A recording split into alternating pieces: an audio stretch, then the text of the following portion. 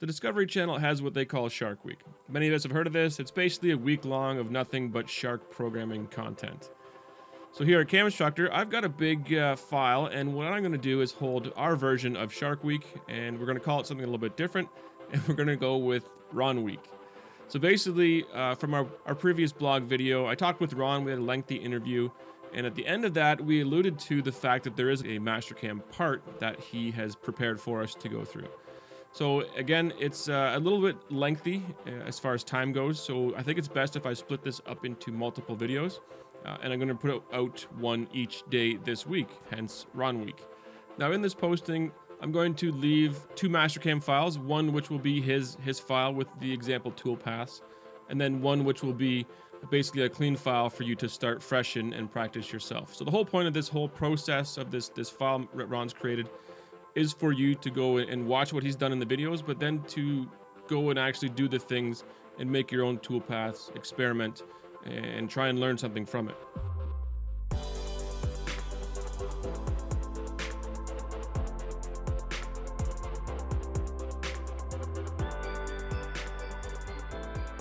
Okay, so before we get going, I'm just going to mention one thing before you start programming. Especially people that look at my videos quite a bit, they're probably seeing this interface and saying, that doesn't look like the Mastercam I'm used to seeing. And it looks like you've got a highly customized Mastercam interface that is closely related to the older X9 style of Mastercam. Well, actually, I have a little more in here than I normally do. So let me turn off okay. everything, because this is really the way I like to have my screen. Right. So we were, how can I say this politically? When the decision was made to take this out of the toolbars and put on the screen, yes, just like Quick Mask, we've really in essence lost this screen space. So for me, I made a decision to show it 100% because I'd be in the middle of something and I'd accidentally pick this or pick that because it wasn't there. So I had that at 100%. The other thing is my right click. I have my planes information here. I have what's called auto cursor. I called it snap since it was introduced. And then my snap lock as well. And then analyze. These are probably my go-to functions quite a bit. Being a multi-axis programmer with 5-axis with mill turns and everything else, I've also found right, left, been able to do multi-axis programming pretty quick. Once you set up your WCS and everything, then being able to go to those planes and move around your part pretty quick, it's all imperative. So these are things I've also shared with customers over the years is, hey, here's how I set my right click. Like you said here, all the functions that Mastercam has are on my QAT. They're just on the QAT versus in the ribbon. And I have a photographic memory to a point, and so I know I go here, I go there, it becomes muscle memory. So that's why mine is kind of set up the way it is, and that's why my right click is like it is. It's just something I've adopted. It's something to help me. And so I use 3 screens. I'll send you a picture of my setup here. Yeah, sure, that'd be great. I run a Dell laptop. It's top of the line. It was a good investment. I had to go that route. I run 128 gig hard drive memory. I run 2 Samsung Pro SSD, M2 SSDs in here. RTX 5000, 16 gig. That's the highest video processor you can get for this. And this was not cheap, but yeah, I've actually, I have customers who can't run my files because they can't even, their computers won't even do them. So this was a good investment. And I had a customer I just did a part with. It took me about 12 minutes to regen my file. It took them over 2 hours on their computer. 2 hours. Yeah, and they actually burned up the processor and need to get a new computer because their computer wasn't handling it. I was like, I'm sorry. I mean, it was a hard part, but I was asked this question on the forum, and people always talk about wireframe for toolpaths. And so I got to thinking about it, and I was like, well, I'm a wireframe junkie. I mean, I've drawn wireframe in Mastercam for 20 years, but the software has progressed, and the software's got a lot better with dealing with solids. And so I started thinking about a way I could come up with something to do some different things on a part and really show that, okay, you don't need any wireframe for Mastercam. And I'll bring my levels over and I'll show that if you look on my levels manager, I have two entities. Mm-hmm. So my first entity is the 5-axis block that I've designed here. I did use wireframe and everything to create the block. So I will preface it with, yes, I had to use wireframe to create the CAD, but for the tool passing, everything to this point, there is no wireframe whatsoever to actually toolpath this part. Okay. And the other thing was, a lot of people don't understand model prep. Model prep is probably one of the most powerful things added in Mastercam since Mastercam's been around. And a lot of people don't even understand how to use it. Mm-hmm. So that was the other thing that I wanted to try to give people the understanding of, is the difference between dumbing a model down. Now, this isn't a super complex part, but it has a lot going on. I've made it pretty busy. So I've got the logo and all the faces. I've got some concave walls. So if you notice here, the walls are actually kind of dipping in. Mm-hmm. And then on this side, they're actually tilted out. So I've reversed it. And this is a 5-axis surface. So this isn't, you're not just going to go up here and multi-axis rough this thing and, okay, well, you can, but I wanted to, again, use some of the newer toolpaths and some of the newer processes. I've a mix of old and new in this, but I wanted to kind of use this as a showcase piece to talk about just little things that you can do as a programmer in Mastercam. A lot of people overlook. So I dumbed it down and used a model prep, took and stripped everything out. Mm-hmm. Okay. I did miss a little decimal there. Oh, well. But the idea was just to kind of give some differences, kind of show people, okay, when you dumb this down and do some toolpath calculations, Mastercam respects that.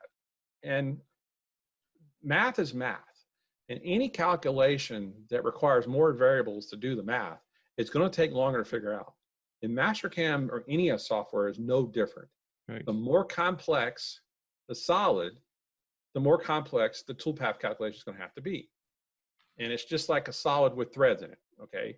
I dumb down solids all the time. I take the threads out. Anything I can do to really dumb it down. Mm-hmm. Why? Because it is memory. It's data. And the more we can do to reduce that, the easier it's going to be. So I took and dumbed this down. And like I said, there's two entities.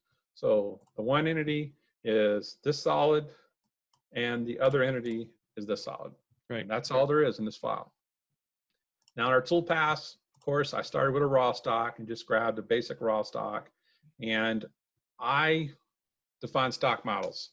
Mm-hmm. I'm not, even with something like this, I necessarily didn't have to have one, but it's really beneficial as part of the Mastercam process to use stock models. And I'm a firm believer in their power and their capability. They've really done a lot of great things with this. I mean, we did a project about 6 years ago that it would take almost 2 hours just to process a stock model.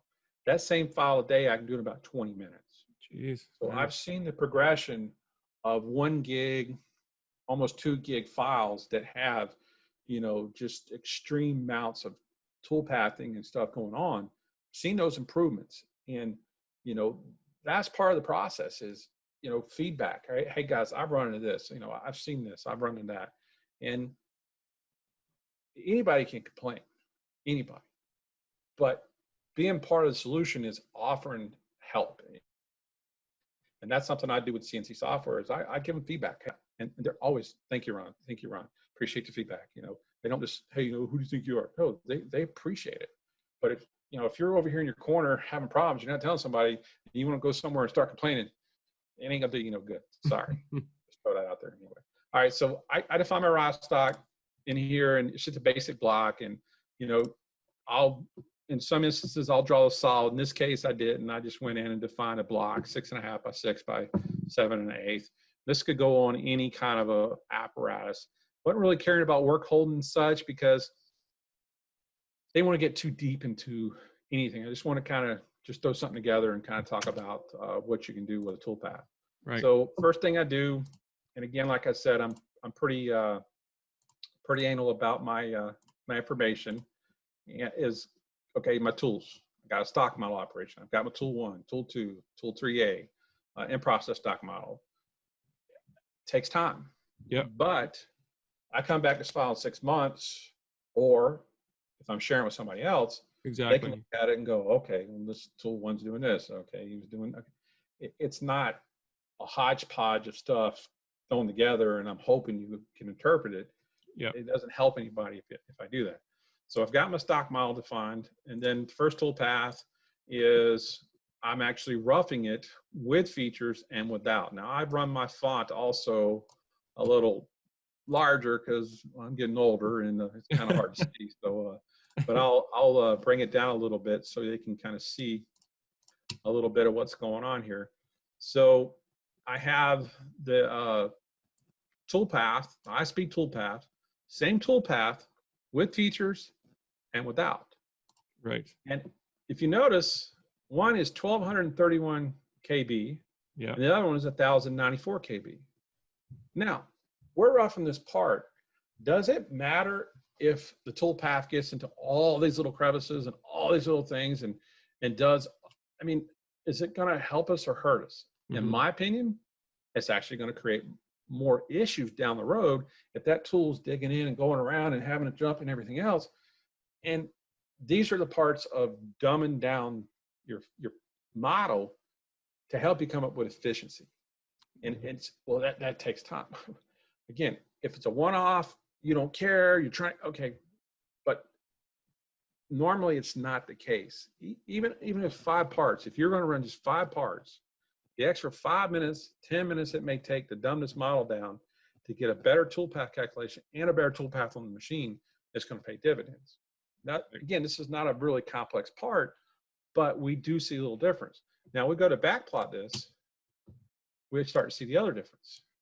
This is 8 minutes and 26 seconds with features. We do it the same part without features, and now we're down to 8 minutes and 1 second. That's a 25-second per part difference just by dumbing down the model. Now, if this were 1,000 parts, that starts adding up really quick. Yeah, absolutely it does, yeah. So that's where if you're, look at the process. So even here, just a little thing like this, 25 seconds doesn't seem like a lot, but I say it's greater than 25 seconds because the machine's accel, decel, and each one of those points is going to actually be more. So I think we might see a 10-minute runtime the one way and the 8-minute runtime this way. And that's another thing people, well, you know, look, everything we do is a calculation. So if you see something in Mastercam you're not sure of, go do some parameters, go do some basic things, go cut some holes, go cut some lines, start gauging, start getting a realistic picture of your feedback. And then you can start making intelligent decisions what Mastercam tells you. Now, I feel comfortable with this speed and feed on 85% of the machines that I program.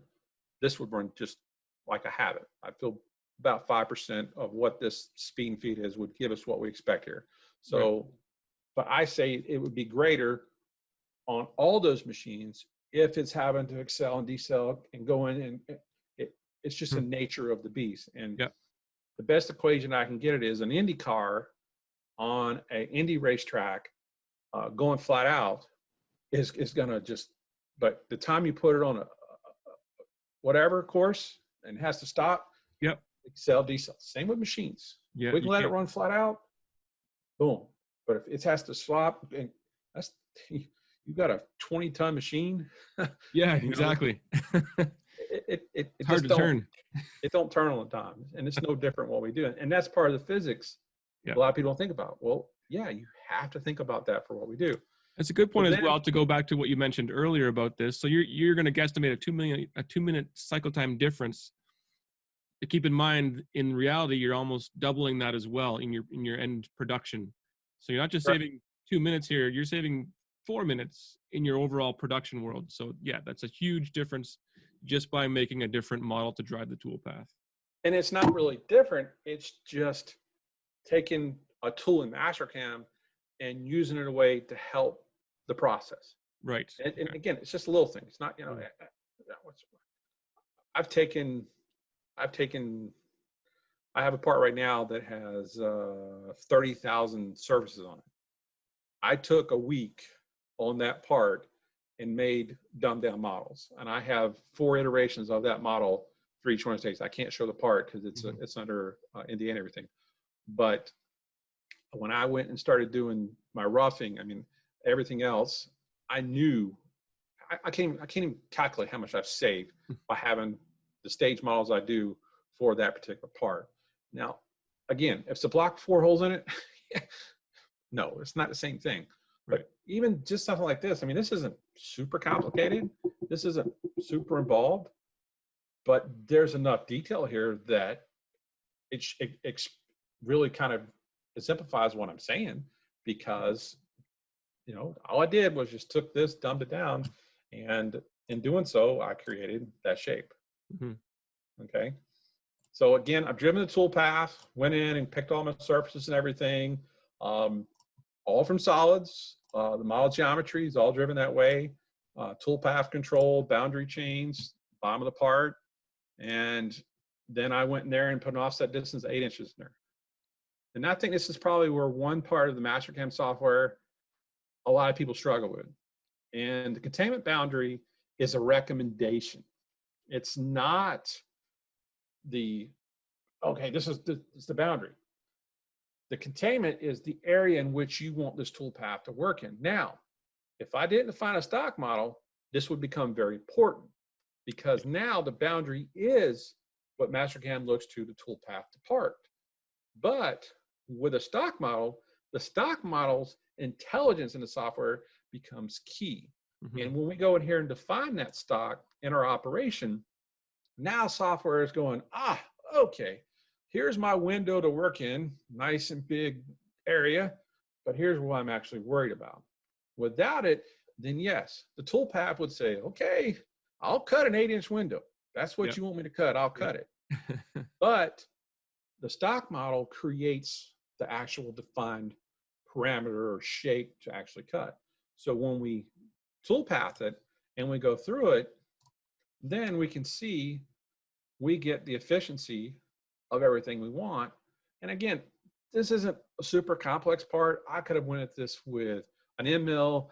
I just picked a 2-inch tool because I've used them in the past, especially on something 6 inches tall.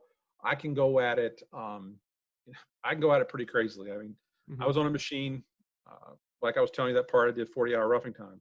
We were running 1,200 inches a minute, 24,000 RPMs, with an 1/8 inch depth of cut by 1 inch, 200 wide. We were doing 180 cubic inches of metal a minute. I was going to ask you about cubes. 180 cubes a minute? 180 cubes a minute. We were throwing chips 35, 40 feet off the machine.